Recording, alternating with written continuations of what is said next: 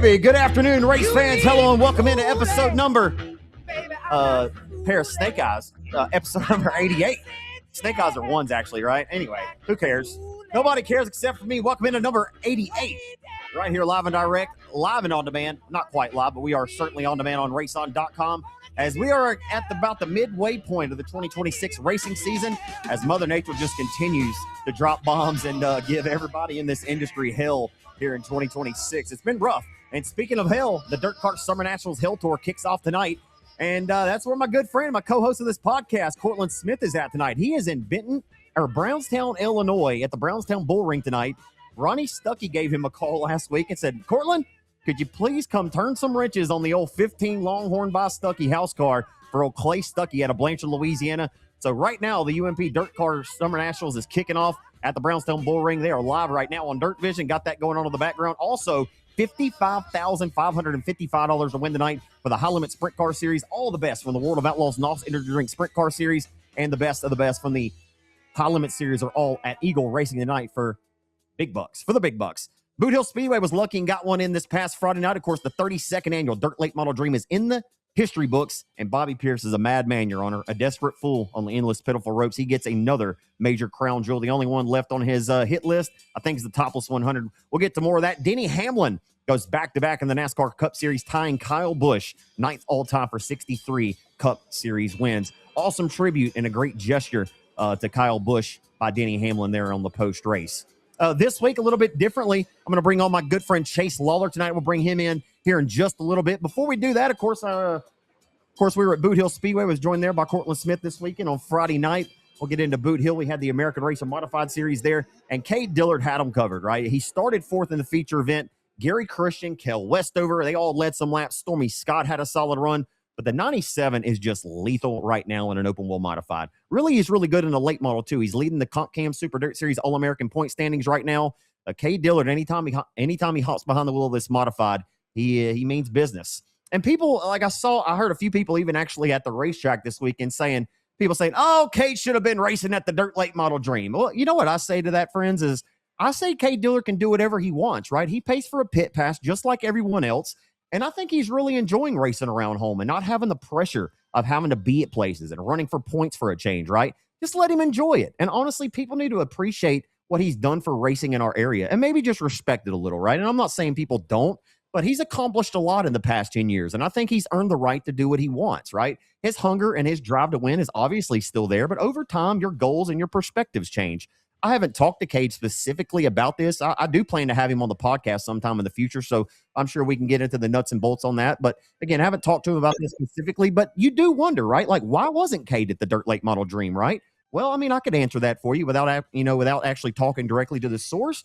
His CDR modified business is going extremely well right now. He had 9 or 10 cars in the pits at Boot Hill this past weekend, and it's one of his home racetracks in his home state of Louisiana. He loves modified racing, and his family also gets to be there. It's pretty simple. And I think the reason for this conversation was because he was on the Dream entry list, right? Like, he was actually on the Dirt Late Model Dream entry list. So a lot of people were like, where's Cade Dillard? Like, I heard even James Essex say Cade Dillard, didn't show up on the Flow Racing broadcast the other night.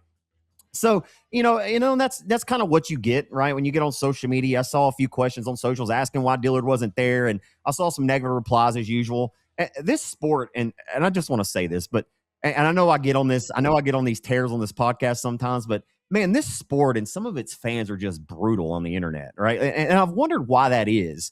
Is it because we've picked up a lot of new fans in this newer age technology / streaming driven era? And a lot of that is maybe they just watch the highlights of these races, right? They're not watching the full broadcast, and maybe they're not watching every single race, so they lack context, right? They don't watch every single race. And because of that, a lot of these takes I see out there that are just extremely uneducated, and like these people just can't be diehard race fans with some of the takes that I see, right? But I guess they're fans and they're interjecting nonetheless. But I'd love to see a less toxic racing community, and I don't think it's just particularly racing either. Like you could pull up the NBA Finals, like the rundown last night. They could put the final score between the Knicks and the Spurs, and there's half the people in there are just going batshit crazy about the Spurs, winning this game, but the Knicks are upset because they lost by 4 and Donald Trump was in the house. Like, nobody is ever seemingly happy anymore. It's like, can we just enjoy the sports for what they're worth? Like, sports are sports. They're supposed to bring people together, and we're supposed to enjoy them together. But anyway, I'll get off I'll get off my soapbox on all that. So what I always hope to do with this podcast, I know I always come on here and I talk about what I see, that, and the third on social media. And I try not to ever come here and put a light on the negativity that I see, but I never want to steer you guys into something without facts behind it, right? Like, yes, I can give you opinions and whatnot, but those are typically rooted in facts. And sometimes it is also just about having perspective. But I don't know. People are just mean, and and they don't have to be. I don't know why everyone is seemingly so hateful on the internet, but hell, I even had a guy hating on me this past week. I thought that was pretty awesome. I don't get too many of those haters on the internet, but I just tell you what. But if half of these people got punched in the mouth, or I mean, if they spoke like they did in real life, like they did on the internet, a lot of them would get punched in the mouth. But again, that's why they're on the internet. They're behind a keyboard and they're pounding on it. But you know, that's what makes it a little bit fun, because when you see them in person, they want to shake your hand and say, "Hey, man, how you doing? It's great to see you." But anyway, I just wish y'all would all come out of your closets anyway. Anyway, Dillard wins at Boot Hill. What a lot of people don't talk about is the relationship that I'm kind of rambling here to start this podcast. I don't have Cortland here tonight. My buddy Chase Lollar is coming to save me here in just a few moments. The American Crate Late Model Series voice of the American Crate Late Model Series. Happy to have him here. Of course, calls the action a lot at Rocket Raceway Park over the last couple of years. And we'll talk about that as well as what's been going on with the Crate Late Model Tour here in 2026. But back to Cade and Donnie, right? Like this is a 10-year relationship. A lot of people felt, or, seem to forget that, man, they've been in this mod game, over 10 years now. They started off with LG 21s with Chris Brown. They went from MV Customs. Even Cade had a Hughes car at one time, right? He knows these modifieds. He knows the ins and outs of them as well as Donnie does, right? And I think a lot of people were hoping that they could tackle that along with, with the super late model program. And they've been right there, right? When they were full-time with the World of Outlaws, they were right there. And man, that's what it takes. It takes that little bit of extra to be up front racing with Bobby Pierce every night. But Cade's right there, and I promise you, if he has that hunger and desire to get back there and race full-time with the super late model tour again, I'm sure he'll accomplish it, and he'll accomplish it well. Other results from Boot Hill Speedway this past weekend, of course, Ethan Bell's won your limited modified feature event. It was funny in his post-race interview down there with Cortland Smith. He said, "Man, I'll be honest, it don't mean as much without 69 in the house." And Derek Grigsby's texting me saying, "Y'all don't have too much fun without me tonight." Like, it was absolutely killing Derek Grigsby. He was on vacation in Florida to not be at Boot Hill racing on Friday. He was watching the RaceON.com broadcast, and he was hating it. Like, I'm sure he enjoyed it, but he was also hating it. He wished he could have had his IRP race car there. He showed up on Saturday, left vacation a little bit early, and unfortunately, I had enough time at Boot Hill on Saturday to arrive, make my way up into the press box, get stung right here on my face by a red wasp. I got stung right here by a wasp. It hurt like hell. So made my way up to the booth, and then it just calmed down, son. It was a toad strangler. It started raining about 7:15, and I thought there for a moment we might get it in on Saturday night, but it was just too much rain, and it was just going to be too tough to tame. So unfortunate, but we were happy that we were able to get in a Friday night show. So congratulations to Ethan Bells there. 99 Junior, Mark Underwood Jr. rallied there late and just came up a little bit short, but Mark Underwood Jr. put on a show as he typically does, railing the top of the Boot Hill Speedway. That was Ethan Bell's third career win in Greenwood, Louisiana. Neil Kemp survived an early crash, and he goes to victory lane in the USRA factory stocks. Club 20 is really starting to heat up right now. There's a lot of big money on the line coming up. 10 grand at Super B. You got more 10 grand, the King of the Hill, August 28th and 29th at Boot Hill. And there's other big races going on. Of course, even Tim Crawley was just talking about it today on his Facebook Live on 67 Speedway's Facebook page about the connection with the Mike Parker Memorial at Texarkana. I'm not sure exactly how much that one's going to pay, but I promise you it's going to pay pretty solid. It should be a really good pay. So lots of good money still on the line this season. So again, Neil Kemp survived. That car is a tank. That's what we learned. He got involved in a skirmish there on the opening lap in top of turns 3 and 4. There was an original restart, so he was able to retain his original starting spot, and Neil Kemp ran Justin Whitehead down. Whitehead had almost a whole straightaway lead, about over a half a straightaway advantage anyway, but Neil Kemp ran him down. He had a really good diamond line. He could run top in 3 and 4 and kind of cut down the racetrack and keep the car really straight up off the corners, and he was able to run Whitehead down, and I promise you 36J had no idea that Club 20 was coming, because Whitehead came up top to the racetrack on the front straightaway to block that top line, and he squeezed Neil Kemp into the front straightaway concrete, and it cut 36J's right rear tire down and ended his night. But Neil Kemp sailed to victory, and a really, really phenomenal run for him. How about the Sportsters as well? I would say that the Sportsters were the race of the night. What a nightcap that was. No disqualifications. So no Cortland Smith this week, but we also got no disqualifications for the second straight week. So no Sportsters are on the naughty list this week for the second consecutive week. My man, David Vosbury. I said it all night. You can't stop the Voz. The old Wizard of Oz, David Vosbury, scored his first win of the season. His mom was in the stands giving him extra horsepower. She was rooting him on. I love watching Miss Crystal root on her son. It's one of my favorite. Heck, I like watching all you wives out there rooting on your families. And I don't know, it's always a treat to watch. And some of y'all get a little buck wild down there, and it is always fun. I actually filmed Crystal rooting her son on, just pointing him down that front straightaway, And I'll have to show y'all that video sometime in the future, maybe here on this podcast. Anyway, Jarrett Strickland and Vosbury exchanged slide jobs early, and Strickland had to settle there for the third spot as James Caskey got around him there late in the one bull run number 1 car. Colby Williams had him covered in the USRA B-Mods. He started 5th, methodically worked his way to the race lead. Boone Evans cut a tire down on lap number 2, and you would have thought that the 4 car would have been a factor, but he cut that tire down. Connor Williams, twin brother to Colby, finished in the top 5, so it was a great night for the Williams twins out of Sibley, Louisiana. Man, hey, how about this? Cool to see Jared Maupin make a USRA modified debut in a brand new Phase 2 race car for Rick Polero in the 91 Specialties 96 car this past weekend. Also, Chris Morris is running ARMS full-time here in 2026. He was at Boot Hill. He had a really good run in his heat race, just kind of ran into some bad luck and left a little bit to be desired there. Also, just some more notes about Boot Hill. Casey Roderick, the asphalt super late model driver, he adapted quickly to the dirt at Boot Hill. He's ran a few modified races in the past. I think it was 2021, the last time he's driven a modified. He said he raced at Superbee, Arklatex, and somewhere else. We talked to him in the pits post-race.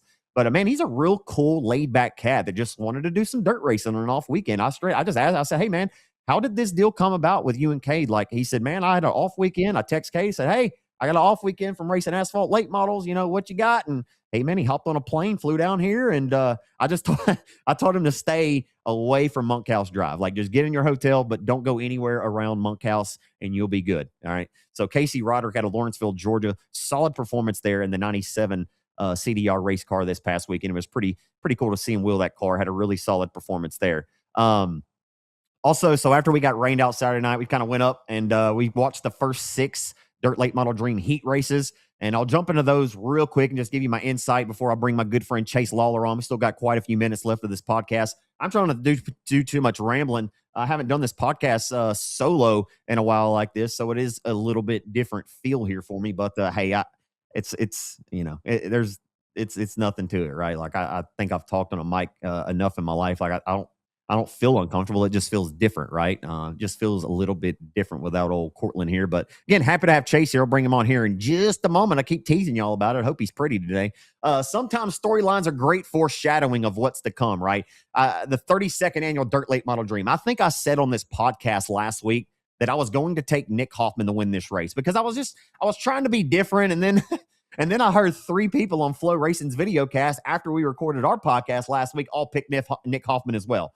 And I don't know. I felt in my loins, though, after that. And I told people would come up to me at Boot Hill on Friday, like, who's going to win the dream? And I said, man, sometimes the storylines just write themselves, right?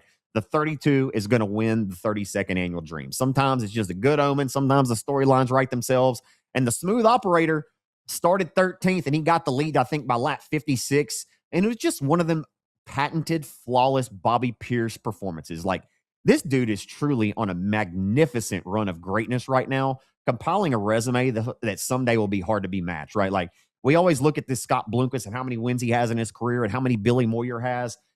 Listen, we're right here in the prime of Bobby Pierce's career. He's only 29 years old. If Bobby Pierce stopped racing today, his legacy is forever cemented as one of the greatest of all time at the age of 29 years old. That's pretty unbelievable to really think about what he's been able to accomplish, right? And two, like Brandon Shepard's had a lot of success before 32. Just take these last 2 crown jewels that Pierce has won and the different style of racetracks and the fashion in which he's accomplished it. And the master class, like he had at Wheatland, he started 20th and carved his way through that field on a pretty cowboy up and hammer down racetrack. And then the Show Me 100, he starts 13th. He starts 20th to Show Me and carves his way through the field. Then he starts 13th at Eldora on Saturday night. And you just saw him. Once he got up to about 4th or 5th, you knew it. You're like, okay, y'all just write the check. Like barring a mechanical setback or some kind of catastrophe or bad luck, Pierce is just undeniable right now. His speed is just unbelievable. Track conditions, everything kind of played right into his hand. But again, you got to give credit to Bob Pierce and that whole 32 camp, man. It's fun to watch. It really is. Like I think folks need to really appreciate his dominance because one day you'll wish that you had a driver as talented as Bobby Pierce. But the good news is, folks, like we probably still got at least good 20, 25 years left of watching Bobby Pierce just kill super late model racing. So and I say kill in a good way. Like I don't know where this is headed, but I mean he might end up with 10 championships, right? Like who knows on the World of Outlaws side, and the sky's the limit for 32. Nick Hoffman did win the Flow Racing Night in America feature race on Wednesday night to kick off the week's festivities, and he finished third in the Dirt Late Model Dream on Saturday night. Mason Ziegler, I said on this podcast last week from Chalk Hill, Pennsylvania, he was my dark horse. Folks, he did start on the front row of a 30K prelim on Friday, and he was running second when him and Nick Hoffman collided, and he barrel rolled off of turn number 4 down the front straightaway onto the concrete. Ziggy was okay, but he was done for the weekend. That was kind of heartbreaking to see, man. I've always been a huge fan of Mason Ziegler. Perfect dark horse candidate, man. He really rose to the occasion this weekend. Hopefully they can get the ship righted, and he can get back on that Eldora victory lane stage before too long. Jonathan Davenport was surprisingly never a factor in the 100-lap finale on Saturday, but he did rally to 6th after pitting, and I think that's just a testament to how tough JD is. Even when the night doesn't go his way, he still rallies to 6th after pitting or going to the hot pit area. So you could tell that JD just didn't have that same feel that he typically looks for when he's at Eldora, but I'm sure the Double L Motorsports number 49 car will be just fine. Also, some more notes from the Speedway. Or from Eldora, from the 32nd running of the Dirt Late Model Dream. Trey Mills winning heat race number 6, put him on the pole for the 18-year-old, and that was a really cool moment. Seeing Trey Mills lead the field of the green for the 32nd annual Dirt Late Model Dream was really cool. That young man's got a great future as well. Max Blair with another solid performance, finishing in 2nd. RTJ, Ricky Thornton Jr. did a phenomenal job freelancing during the rain delay. They had like a 2-hour pre-race show on Saturday, and RTJ, they handed him a microphone. Actually, he took Mike Norris's, which I'm gonna keep it simple. I'm not gonna say anything else. It's a good thing he took his mic. But Ricky Thornton Jr. did a phenomenal job this weekend, just kind of freelancing and having fun there. Did a really good job. Mike Norris is just awkward. I don't know what it is. I love Mike as an announcer. He's just awkward as a pit reporter. I probably shouldn't say that. Somebody's gonna clip this and send it to him, and he's gonna be like, "Well, who the hell are you, Zach Clark? F you." And I'm gonna be like, "Hey, man, it's cool. I still love you. It's just my opinion. Who cares? Like, I'm not being mean. It's just my opinion." Turbo had a great performance all weekend as well. I probably shouldn't have said that. I probably should have kept that to myself. Turbo had a great performance all weekend in the 51 Rowdy Burns car in tribute, the old Days of Thunder car in tribute to Kyle Busch. In the past 2 weeks, all right, I'm gonna go ahead and bring on my good friend Chase Lawler now. I'm gonna go ahead and bring him on. The voice of the American Crate Late Model Series joins us now. There's my man out of he's from Red Lake, Texas. Like he'll never not claim Red Lake.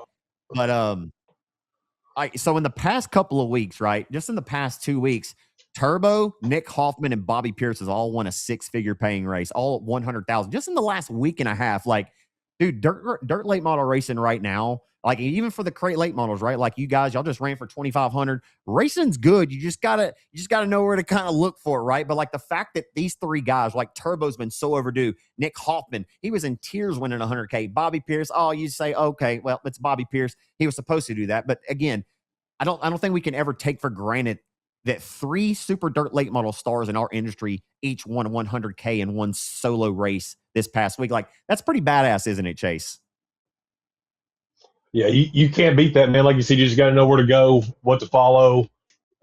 It's a great time to be a part of this sport for the most part, and it's fun to watch. Man, that run by Turbo, especially on Saturday night, man, it was a fun 100-lapper to watch. The comers and goers, you had so many storylines during that race, and you called it 32 and 32, right? I mean, they write themselves sometimes, and that was one that you kind of saw coming, man. You finally got it done.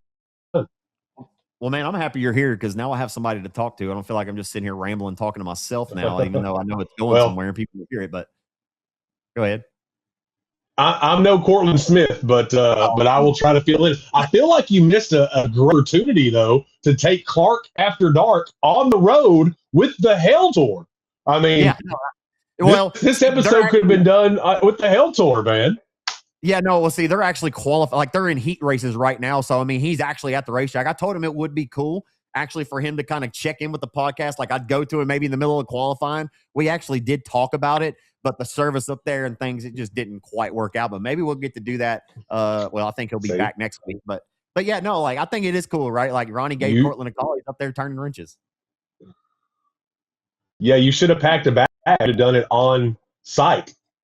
No, That's what would have been cool. Now, granted, I know there's some logistics around that, like you just said, but seems like it would have been a good trip for you, man. Hey, dude, I'm going to take this a wild direction right here. I'm going to ask you, who's the greatest race car driver that's ever come out of Red Lake, Texas? Putting you on the spot. Best race car driver to ever come out of Red Lake. And you can mention a couple of them if you want. Man. It's okay. You know, it'd be hard. It's the Godfather, man, Alan Roy. Yeah.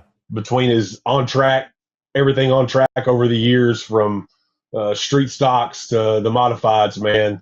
And then what he left behind, and I don't mean just Adam and Aaron, but the people he helped, the engines he built, just his love for the sport, man. Like, you know, we brought up, I think the last time I got mad because after him and Steve Ward were hanging out and buddies, and I'm like, hey man, we used to get in the stands over you two guys, you know what I'm saying? Like, but it just the camaraderie of the sport, everything that Alan's meant to Red Lick, man. There's a lot of greats, though, right? The youngsters, Adam and Aaron racing, Dustin Tater Hyde always holds a special place in my heart for many reasons. So, man, Red Lick's a good little. You did throw me a curveball there, Zachary. Yeah, no, it's fine. Hey, I'm going to throw you another curveball real quick, and it's fine because we're doing this live and on the air. I'm going to ask you to just hop out real quick and reset your internet connection and try to come back. Just double check, make sure your Wi-Fi, because you're spotty right now. I don't know what you're good. You're just a little spotty, and so I'm just trying to fix it in the middle. Like, I'd rather not shut the podcast down and kick you off and then bring you. So just try to sign out real quick and try to sign back in. Your connection might be a little bit better. I don't know. It's just technology, right? So just try to sign out and hop right back in. So Chase is going to hop out and he'll come right back and we'll continue this conversation. It's inconvenient. It's not what I want to do, but I think it will. I think it may actually help us here. So we'll see if that helps out there. And as soon as he comes back, we'll get into more about what's going on with the American Crate Late Model Series here. I'll be honest, guys. I didn't want to sit here and struggle for 35 minutes and at the end of it be like, man, I could have told you could have just hopped in, to see if that would have fixed it anyway. So he'll be right back with us, and here he comes. He'll be here in just a second. I've rambled enough. So, again, the high limit sprint cars are on the TV tonight on Fox Sports 1. So, I hope you guys, by the time you're hearing this, get a chance to watch that. Kyle Larson, Gio Scelzi on the front row of a high limit B main tonight. Man, it is always fun when the Outlaws and high limit all get to run together. So, that's always a ton of fun to see. As there he is. He's back with us now. Man, you were just wrapped up talking about Alan Roy, and I love that too, man. He's a legend and certainly one of my heroes. I was honored to speak at his funeral just a couple of years ago. And I love Aaron and Alan. But yeah, I think that's only right. Like, I think you have to say him. And I can already tell your connection looks better. You look a little bit better. So man, hey, so what we do here on the podcast, typically, the number that correlates with the number of the podcast, we talk about drivers that have run that number. Well, this week, obviously, it's episode 88, and I got some good ones for you this week. 88 seems to be a pretty good number over the years in racing, but I got one that most people have never heard of. How about Duke Thomas? Duke Thomas drove a green number 88 limited late model at Bayou Speedway in Minden, Louisiana, and also at Webster/Champion Park when I was growing up. Pristine, beautiful race car. His son, a good friend of mine, DJ Thomas, we graduated from Houghton High School together in 2007, but I don't think Duke has raced since like 1997. I really don't. Like, I just have a good memory, can remember shit like that. But man, Duke always had a bad looking race car. Also, Patrick Hinton drove a number 88 there a couple years ago, and I think David Mitchell drove one too. I think the Hintons owned that car, or Cody, or one of those guys. But I remember Patrick drove a number 88 around Boot Hill there, just only for about a half of a season. Jen Chisholm's been willing this number 88 stock car. Anytime I go up to Lucas Oil Speedway in Wheatland, he's up there willing a stock car if USMTS is there. And how about the Wheeler Metals number 88 of Chad Wheeler, many-time modified winner out of Muskogee, Oklahoma. How about PTS Motor Builder, Power to Spare, Mr. John McLemore? Remember him racing a number 88 street stock when I was growing up as well. Chase Lollar, 88s, man. I don't know. I'm putting you on the spot again. You have any 88s for us tonight? Man, I do. There's one that I thought you would have on your list, and you're going to slap yourself probably when you realize who it is. Maybe. You never know. Wing Modified. You remember any Wing Modifieds that drove an 88? Yes. Emmett Wood, or no? Dana Wood? No. I'll give you a hint. He's still racing now. Yeah. Been racing for over 50 years. That's going to be your biggest key. Yeah. Well, I'll just go ahead and let you give it to me. No? I'm just going to put you on the spot. Skeet Amison, man. Oh, You can't forget about Skeet. Started out in an 80 modified. Yeah, Lane Brashears is going to hold you over that one. Oh, I'm guaranteed. So, but yeah. Skeet, I wish I had sent my dad's. I've got a picture of Skeet standing in front of the 88A he had, the red 88A wing mod. And I actually had him sign it. Probably now been 5 or 6 years ago, but I gave it back to my dad because he took the picture. So he's got it. I'll probably inherit it one day. But Ski was the big stood out for me. And then, of course, the NASCAR days, man. You can go back to Buddy Baker, Dale Jarrett, Dale Jr., Alex Bowman ran it for a while. There's several. So, from dirt to NASCAR. So it's a good one. I was trying to remember that sponsorship that was on that red and blue 88 car that Dale Jarrett won so many races in the 90s. Was it Quality Carpet or what was the name of that sponsor? I'm gonna have to look it up while we're sitting here. Quality Care, I believe. Quality Care, yeah, the Quality Care. I think Cortland has that diecast. He just got one recently, actually. A friend of ours brought Cortland a NASCAR slot car track to Boot Hill on Saturday, and one of those cars was an 88 Dale Jarrett, and one was the Kellogg's 5 of Terry Labonte. Cortland said, I'll let Cortland explain it next week. Excuse me, I almost knocked my camera off. But Cortland said he was going to set up that racetrack and he was going to charge people $5 a pop. But if you beat him, I don't know. He'll have to come back and explain it next week. But he's got some crazy shit up his sleeve. So we'll have to see. Anyway, RJ Stroman, how about the showman, dude? You texted me the other day and said okay. I'm not going to say it's breaking news here, but it may or it may or may not be breaking news. I'm not sure. But RJ Stroman, the showman, may be returning to the cockpit. I don't have a lot of details on that to be sure on it. But, man, I'd love to see RJ Stroman return to racing at a New Boston, Texas. Man, the young kid was really, really good. And his short stint in racing here around the Arklatex, right? I remember his first ever trip to Boot Hill Speedway back in 2009.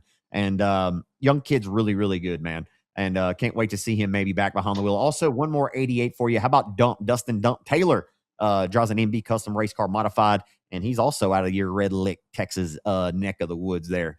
So, man, we're about the midway point here. Right. Man, Chase, what's been going on other than drama?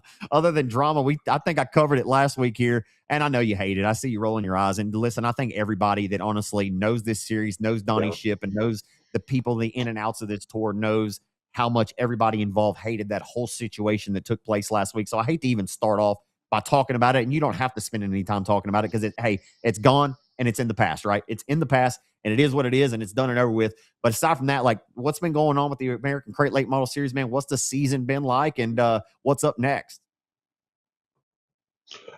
Man, start of the year for the most part, like you said, minus what happened at the last event, and that's I think been covered enough by everybody. And I'll just piggyback off how you started the show earlier and kind of the reactions you get from some of our fans and how far they go sometimes is a little ridiculous. But, it all worked out. It's behind us. We'll move forward.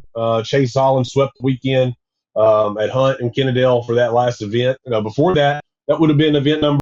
So we got 6 events total. We have 5 different winners through 6 events. So minus Holland sweeping the weekend.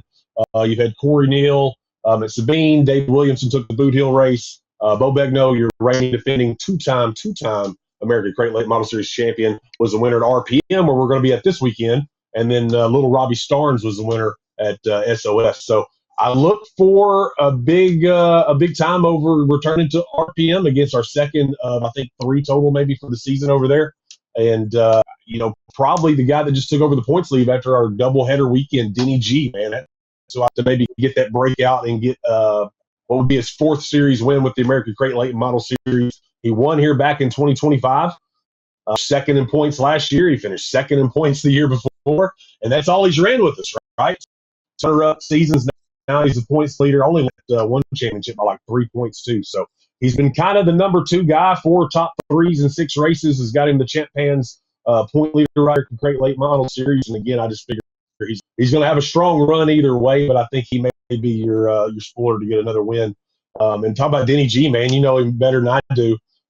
He's won late models, B mods, limited mods, modifieds. That guy has just got a hell of a resume of different things he's won in over the years, right? Yeah, absolutely, man. I love watching Denny race. It's funny because he was at Boot Hill racing CDR B mod, won a heat race actually on Friday night. Like me and Cortland were talking about that off mic. You just never know where Denny's going to show up, right? I know he's committed to this American Crate Late Model Series full time, but yeah, man, to have a driver like Denny on your full time roster is a great addition to that tour, man. Along with all the other great drivers that you have, but one of the more versatile drivers and so very well respected, man. I've always been a huge Denny Gabar fan, no doubt. What would you say has been y'all's best race of the year so far? I probably should have told you this. Maybe be prepared coming in. I'm kind of putting you on the spot, but I'm going to help you because I'm going to say, and I know I'm being biased because Boot Hill's my home racetrack, but man, that race at Boot Hill that David Williamson won, like, dude, that was an absolute Donnybrook, son. What a race. That was a phenomenal show at Boot Hill. Yeah, it was, man. Boot Hill definitely started. I'd say the last race at RPM, too, man, really stands out for me. And maybe that one a little bit more, maybe because of the finish.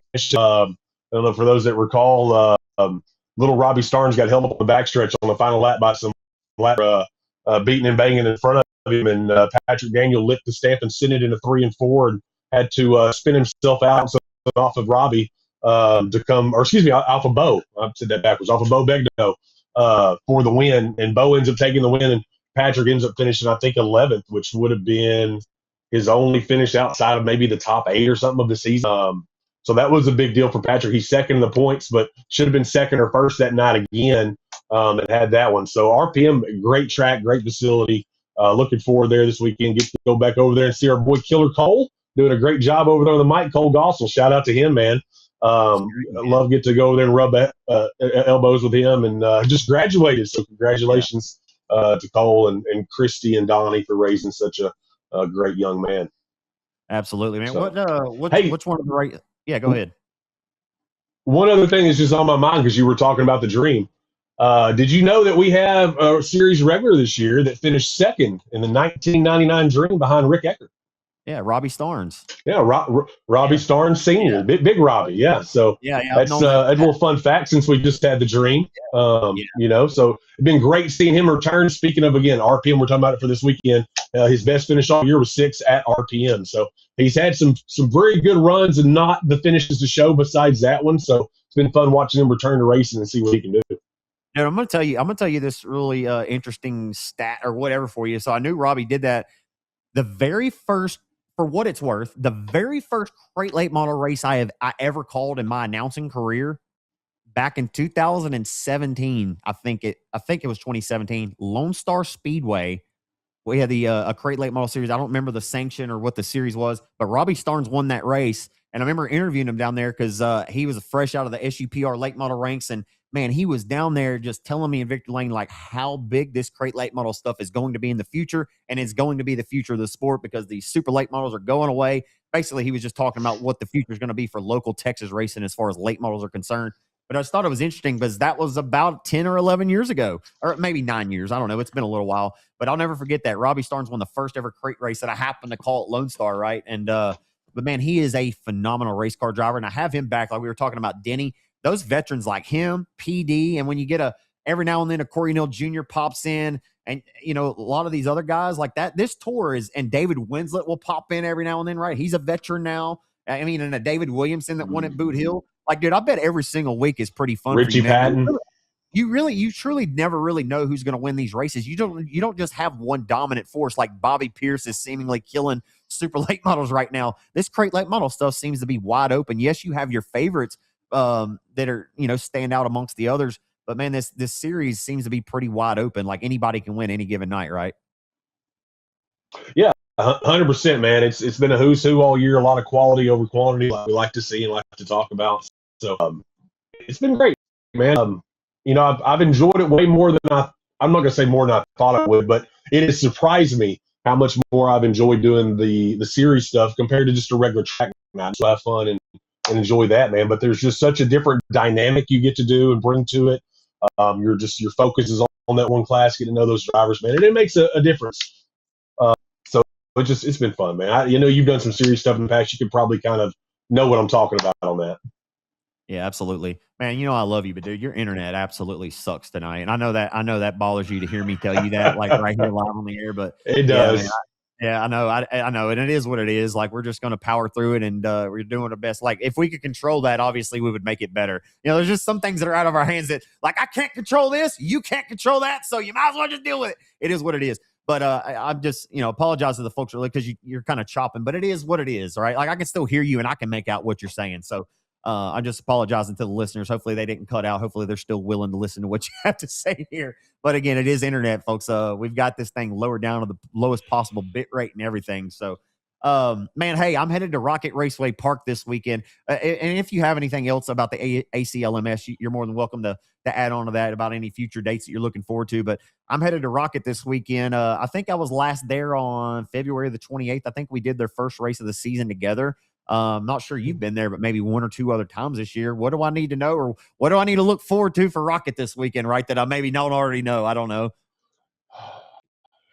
Well, listen, man, it's kind of like the start of the season. They've had only 3 events all year, man. 7 rainouts, and I think maybe 1 or 2 other cancellations due to other things. So it's kind of a fresh thing over there right now, right? Like I'm kind of disappointed I won't get to be back in the house this weekend for the Championship Night Series with me being over at RPM. Appreciate you stepping in over there. And I think, speaking of that, the next event for the late models is the July 4th swing, which I believe we're going to have you for Rocket July 2nd, right? Yeah. I plan on being there. Absolutely. Looking forward to that. Yeah. So looking forward to that. And, man, just racing over Rocket's been stellar, period. We just get rid of the Mother Nature crap going on, right? Yeah, and dude, they start on time. One thing I love about Rocket, and I'm not throwing anybody else under the bus saying this, dude, every time I go to Rocket, they start on time and the show runs efficiently and promptly. Like, and I very much appreciate that. Like, and I think the fans do too. And one thing that I've noticed about Rocket, and I'm not just saying this because we're on the RaceON network and RaceON owns that racetrack. They run a really good show over there, man. They really do. And I'm not saying that kissing anybody's ass. Like the last few times I watched it on RaceON, the last time I watched a race in a broadcast in there, I messaged you that night they were done at 9:43 p.m. Dude, started hot laps exactly at 6:30 at the advertised start time, and they were over at 9:43. If more racetracks strive to start on time and get the races over more efficiently or more promptly, then, man, I think we'd have more fans in the stands. And I don't know if you've noticed, but the more you start to look down up there in that press box, there's been more and more race fans that are showing up into the stands week in and week out at Rocket. And I know that they put billboards up, right? They put this new sprint car out front, advertising right there on 82. Like, they've really done a lot in the community, right? Like, what were they doing this past Thursday, Chase, right? They had like a concert or something going on in downtown Paris. I mean, they are really promoting this racetrack. They're promoting it well, man. They really are. And I think they're seeing fruits of their labor right now. Yeah, they've been a big part of that 903 Sunset downtown. I didn't get to make it over this last Thursday. Some country singer over there. I don't listen to country. I don't remember who it was offhand, but big turnout. And there you go, Mark Chestnut. So Rocket has been a big part of that, though, man. And that's, again, it's not just what you said with time and all that, but that helps, right? Like if I see the billboard, if I see the sign, if I see the advertisement, I see it 903 Sunsets, whatever it is, and I show up at the track, but then we have a long, drawn-out night, and I might not be as apt to come back, right? That's right. You add that in with what they're doing over there, man, and the crowd count is just – it's grown, man. And it's been, I won't say sad at times being over there to see, because the turnouts are good when we need them, and then sometimes they're just like, hey, where's everybody at, man? But this year has been stellar. You can tell the work that Chris and Harry and the whole Ray, everybody has done to try to help grow that side of it, because you're kind of, to me too, a lot of it's the market, right? I mean, look where they're literally out in BFE over there in Petty, Texas, right? Kennedale's packed every night, and they do great things to get that, but also look where they're at. Look at the market they're in, right?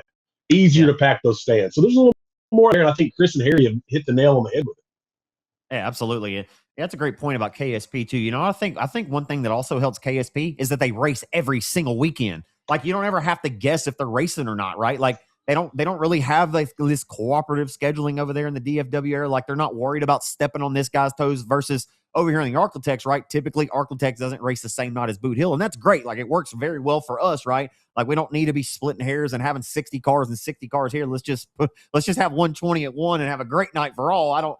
But yeah, no, KSP does things really well, and Rocket, I think Rocket, and I think Chris, having been on the different side, being on the broadcast side of things and kind of seeing the inner workings on that side and being able to be on the other side, I think it's just made it more well-rounded. And I think he knows what he needs to go after to get more people in these stands, right? Like, I think it's pretty cool, man. Like, no other racetrack owner can tell Chris David now that, like, hey, man, you don't understand where we're coming from, or you don't you don't understand this or that, like obviously he doesn't have it all figured out. And like, I'm not blowing sunshine up his tail or him or Harry's. It's just like, you don't learn these kind of things until you go through it for yourself, right? A lot of these things are learned kinesthetically, and that's hands-on learning. And no better way to do it than get your feet wet and get out here and make it happen. Like honestly, and I've told people this on this podcast, Chase, whenever they told us at the RaceON banquet at the end of what I think 2023 that they were going to buy Rocket Raceway Park from Kevin Sestera, I told them they were batshit crazy. I was like, man, that's dumb. Like, I mean, I can't say, I don't think I had that bad of an attitude about it, but I was like, man, I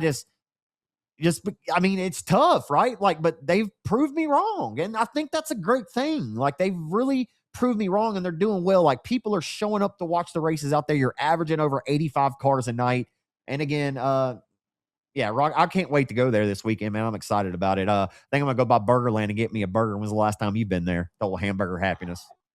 Man, it has been a minute since I got any hamburger happiness. We talk about it here more often than we get to actually go over there and have it now. But it is on my agenda for July 2nd when we're over there for the late model tour, and we'll have to make that happen. You'll have to just send me pictures and tease me with it this weekend. Absolutely. Man, that 82 burger over there is fire too on Thursdays. You don't want to miss that one. But before the show goes completely off the rails, dude, Denny Hamlin won his 63rd NASCAR race on Sunday, tying Kyle Busch for 9th all time. I haven't had you on this podcast since the tragic loss of Kyle Busch. I know we talk every day and we text, and you're the person actually I said on the podcast, Chase Lollar is the one that broke the news to me that Kyle Busch had passed away. And I think I replied to you, oh my God, no. Like that's, and I think I'm still kind of in disbelief. Like, yeah, time has passed, and I've been kind of trying to accept it. Like it's not like Kyle Busch and I were friends, and but man, that one's hurt my heart, man. It really has. It was great to see Brixton Busch back on the racetrack these past couple of days, racing at Charlotte Motor Speedway there for the cookout event there taking place for the Bandoleros and the Legends cars. But man, Denny Hamlin taught him yesterday, and with that stylized one, his number one, the Joe Gibbs one, and the 8, the RCR 8, like that was very well thought out. And it's funny how things work, right? Denny Hamlin and Kyle were the biggest of rivals. Even when they were teammates for 15 years, man. It's a long time, And I've told you, I was not the biggest Denny Hamlin fan. I didn't like Denny Hamlin at all. But man, he has grown on me so much. Like the older he's gotten, I just have so much respect for him now. But though that was a really, really classy gesture by Denny Hamlin tying Kyle Busch for 9th all time on the wins list. What was your take on that? Yeah, same thing, man. I don't know if you saw the recent podcast of his. He's got a hat that also has the one in the stylized just like on the flag, and it's just a cool deal, a cool tribute, man. It was shocking, I think, for everybody. Like we heard he was sick, whatever was going on. He's gonna be replaced for the car, and then the turnout of what happened, I don't think anyone could have ever expected. And I stay up with it a little bit more than I do. So I think I might have messaged you, Lost Bloomer, too. And I think we might have conversated maybe for the first time about that when it happened. Yeah. So, and that hit hard. Same thing with I like Denny on me, but so did Kyle, right? Like when Kyle came in, I've always been a Hendrick Motorsports fan. Came in, he was brash, he was young. It's kind of hard to like him, even at Hendrick, being a Hendrick fan. And then he left every reason not to like him, right? But then once he went to RCR, kind of matured some, became a dad. The more he was doing the Brexit, I think also changed who he was. And he became real likable, man. And I was looking to seeing what he was going to do. And I know you probably saw Richard release this weekend that they were going to do a contract extension at Michigan before all this happened. So that was cool to know and see because you wanted to see what he could finish doing at RCR, but there was also maybe room at Hendrick opening up soon. You never knew, where he was going to land, but it was just super cool. Like this sport, we get enthralled with it, man, and you forget how fragile some things are, how things like this can happen. And my heart goes out to the family and like everybody, but especially Richard Childress, man, after going through, and now going through this with Kyle Busch, it's just crazy, man. It's how quick life can turn. Yeah, Richard Childress' press conference the other day, I watched every single second of it, and I don't know if you've watched it, but he spoke in the press conference, but it's worth your watch, man. You can kind of see how, like, that man's hurting, man. I mean, this might sound gay, but I hope somebody goes up and puts their arm around him and hugs that man. Like, for real, like, he deserves a like somebody needs to look out for Richard for once. All he's ever done is looked out for other people. And got a lot of respect for Richard Childress. And that's what he said. Like he was coming out, he was saying that they were going to re-sign Kyle Busch to a longer term contract with RCR, and that's a testament to how much he believed in Kyle Busch, right? Because they were struggling. That started off good 3 years ago. They came out, he won his first 3 races. He won his 60th, 61st, and 63rd career Cup wins with Richard Childress Racing. And I promise you, Chase Lawler, I am firm knowing this, that Kyle Busch would have not stayed at 63 Cup wins. He was going to win again, and I think he was going to win a lot more. I personally believe that he would have at least gotten to Todd Dale Earnhardt. I really do. I think that he would have gotten to 76 Cup Series wins. Not sure if you agree with that, but I think Kyle Busch, with his talent and his age, I mean, dude, 41 years old, man, same age as Jason Johnson when he tragically passed. It's just, it's been a bitter pill to swallow, man, and it's been weird not seeing Kurt. I know Kurt hadn't been in the league, the last couple of years. He's retired now in the Hall of Fame, but to not see KY Busch or KU Busch at the top of the running order, it's just different, man. And all these elder statesmen like Kevin Harvick's gone, Jeff Gordon's gone, Tony Stewart's gone, Carl Edwards is gone. All these guys that we grew up watching in this sport are now gone. And you might say, hey, Zach Clark, this is a dirt podcast. It's like, well, not really. Like, this is a motorsports podcast. I talk about whatever the hell I want here, and I appreciate you guys for listening. But I've talked a little bit more about NASCAR this year because I'm one of the people, Chase, that says that a high tide lifts all boats. Like there's no reason for dirt people to constantly hate on NASCAR. I've never understood that. And before we get out of here, can we please address the bullshit I see on social media? I'm rambling, but I'm going to get your opinion on it. Can we please stop with the bullshit conspiracy theories? Like, really? Do you think, I'm going to put you on the spot. Do you think Denny Hamlin cheated? Do you think Toyota's cheating right now? Or do you think 2311's cheating because of some dumbass conspiracy because they lost in court? I mean, come on. Like, I've heard it all, but people truly really believe this shit. It's unbelievable, but that's just the social media brigade for you. And these people who apparently live in their parents' basements and never get out and eat or never go out to eat or do anything in life but except for sit in their parents' basement naked eating Cheetos. Shit makes no sense to me. Well, threaten me with a good time. That's right. But I don't agree with any of it. And no, I don't. I mean, to me, it's more easy to chalk it up to, hey, Chevy got a new nose and a new front end, and they're still trying to figure it out. That's why their dominance has dropped. Toyota, of course, got some changes and stuff that's worked out to their advantage. They haven't figured out.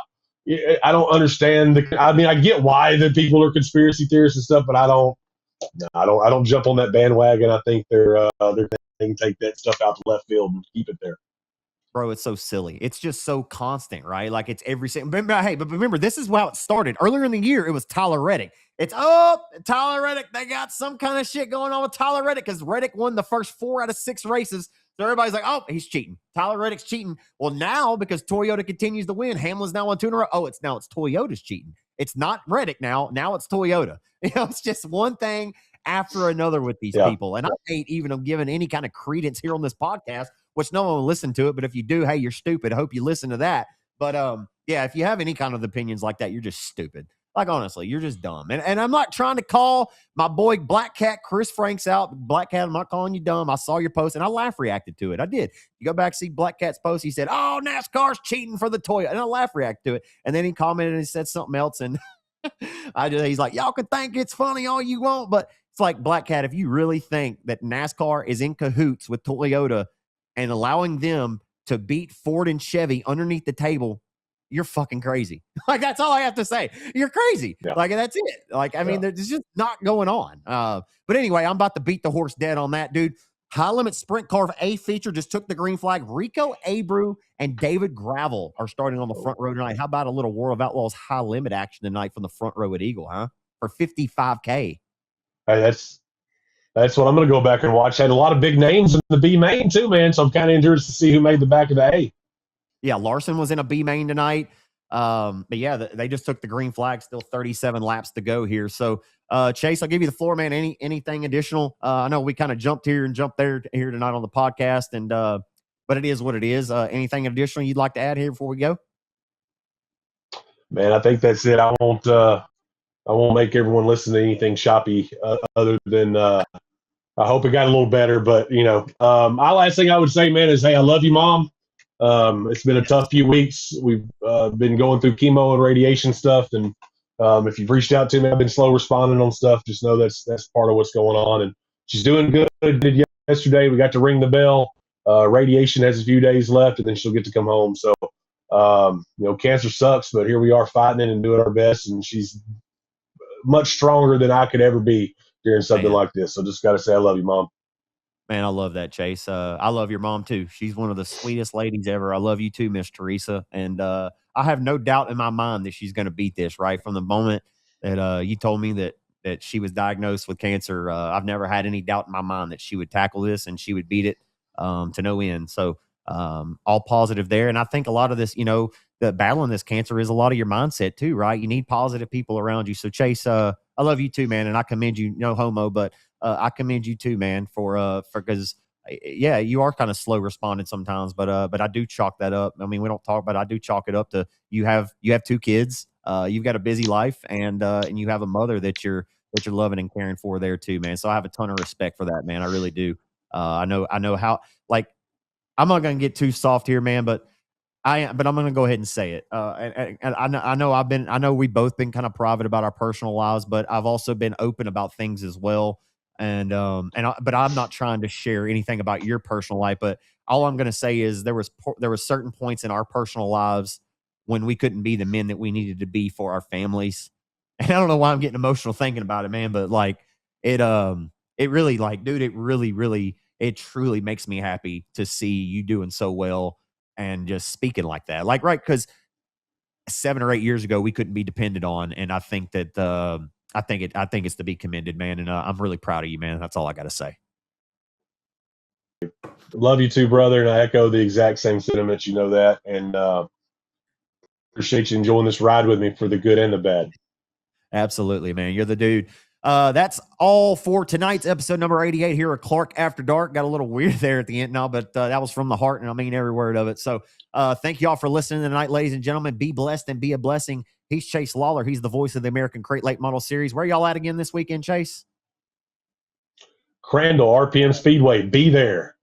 There you go. Be there. Hashtag be there in Crandall, Texas at the RPM Speedway this weekend. It should be a ton of fun. I will be at Texarkana 67 Speedway on Friday night for the Mean 15 presented by Gateway Bank. I believe we also have the Mud Lights of Arkansas. And then on Saturday night, like we talked about, I'll head over to Petty, Texas to Rocket Raceway Park, where they will also be joined with the Southern Wing Modifieds. I love them old school cars, the old dyno car. I call them dinosaur cars. They do. They look like big old dinosaurs, but they're a ton of fun. And dude, the looks are deceiving. Those cars rip around a racetrack, and they're going to be a blast to watch around Rocket Raceway Park. I think Sean Conrad is the voice of that tour now, so I'm excited to see Sean. And yeah, hey, the old dinosaur car is going to be ripping around Rocket this weekend. Listen, as fast as those cars are, as fast as all cars are at Rocket, man, it's been on my schedule for sure. I was telling Cody Robbins, man, I hate that we can't hang out, man. I love getting to see Cody and hang out with him, but it's going to be fun. I'll catch it on RaceON after. And you'll love this. Real quick shout out, Speedway. I will talk about stuff all the time, Zach, about the schedule and classes we run some nights, and they got the sprint models there, and we're only running 2 more classes. So 4 classes at RPM. Solid move. I love it. Yeah, the less classes, the better. I'll tell you that right now, and I'll say it right to your face in cursive. All right, folks, thank y'all for hanging out with us here to the final whistle. Be blessed and be a blessing. We'll see you back here next week for episode number 89.